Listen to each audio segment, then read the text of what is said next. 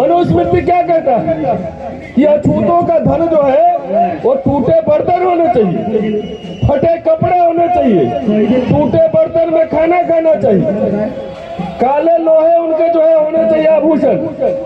तो आरएसएस मनुस्मृति में विश्वास करने वाली संस्था है और उसका पॉलिटिकल आउटपुट है बीजेपी। सरकार की नीतियों का विरोध करने आए हैं। ब्राह्मणवाद जिंदा रहा, जिंदा रहा। वो कहाँ से जिंदा रहा? वो मठ मंदिर के थ्रू जिंदा रखा, उसी से एजुकेशन मिली।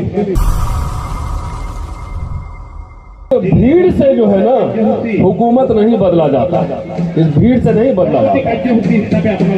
भीड़ के अंदर अगर समन्वय नहीं हो, अब भीड़ को अगर वोट में नहीं कन्वर्ट कर पाए तो समझिए हुकूमत आपकी नहीं रहेगी। बहुत दिनों से 85-90 का नारा सुनता आ रहा हूँ, गंभीरता से सुनिए। राज सत्ता एक चुनाव के द्वारा आता है और कई बार लीडर्स, सोशल एक्टिविस्ट जाते हैं और रूलिंग क्लास में कह रहा हूँ, नेताओं से, मंत्रियों से, ब्यूरोक्रेट से, तमाम एकेडमिशियन से डेलीगेशन लेकर जाते हैं, उनको मेमोरेंडम देते हैं, उनको बातचीत करते हैं और बातचीत के थ्रू ही वो धीरे धीरे वो हक अधिकार अपने लेते हैं। बाबा साहब अगर याद कीजिए तो शूद्रों अछूतों की शिकायतें, स्टेट एंड माइनॉरिटी, राज्य अल्पसंख्यक, तमाम वो संवाद करते थे। संवाद उस समय के जो वॉइस राय थे उनसे संवाद करते थे, तो गांधी नेहरू सबसे संवाद करते थे। तो संवाद करके उसको कन्विंस करते थे, कन्विंस करके उन्होंने संविधान में जो है प्रावधान बनवाए। आजकल मुझे लगता है कि हमारे लीडर्स ने जो है, जो बड़े बड़े लीडर्स हैं देश में, उनको ब्राह्मण भगाने में सारी एनर्जी लग रही है।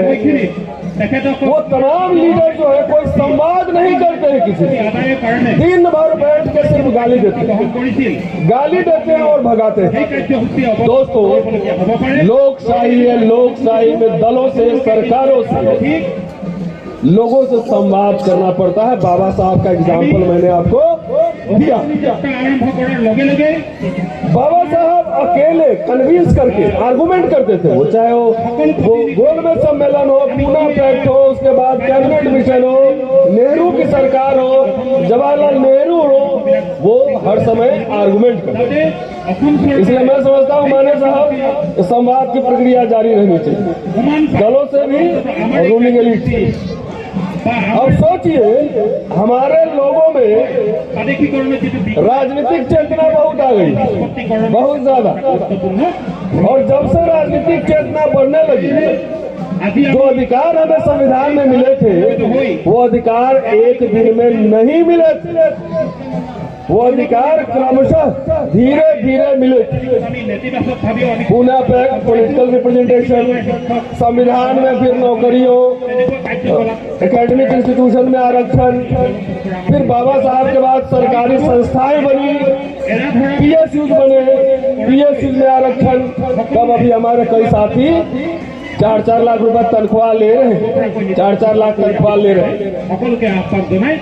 तो धीरे धीरे जो आरक्षण मिला था वो मोदी सरकार एक झटके में खत्म कर रही है। इसीलिए मेरे से पहले वक्ता ने ठीक ही कहा था कि ये लड़ाई व्यक्तिगत नहीं है, कि इंसान की नहीं है, ये विचारधारा की लड़ाई है। मनुस्मृति क्या कहता है कि अछूतों का धन जो है वो टूटे बर्तन होने चाहिए, फटे कपड़े होने चाहिए, टूटे बर्तन में खाना खाना चाहिए, काले लोहे उनके जो है होने चाहिए आभूषण। तो आरएसएस मनुस्मृति में विश्वास करने वाली संस्था है और उसका पॉलिटिकल आउटपुट है बीजेपी। तो कितना आराम से कर रही है कि धीरे धीरे सबका प्राइवेटाइजेशन कर रही है, तो आपके पास फिर मनुस्मृति के युग में आपको पहुंचा दिया जाएगा। जब नौकरियां नहीं रहेगी तो सेल में और भेल में 4 लाख कहां से पाओगे? तो आपका एक मिडिल क्लास जो मिडिल क्लास ही बैकबोन है, काशीराम जी को वही मिडिल क्लास ने बनाया था, उसी मिडिल क्लास ने बनाया था। अभी जितने संगठन अभी घूम रहे हैं भारत भर में, कर्मचारियों के बहुत सारे संगठन, उसको वो पैसा भी वही मिडिल क्लास देता है। आप सोचिए कितनी बड़ी साजिश है कि 10 साल बाद आपके बच्चों को नौकरी नहीं मिलने वाली। तो मिडिल क्लास रहेगा नहीं तो न संगठन चलेगा न पार्टी चलेगी। ये साजिश को समझिए।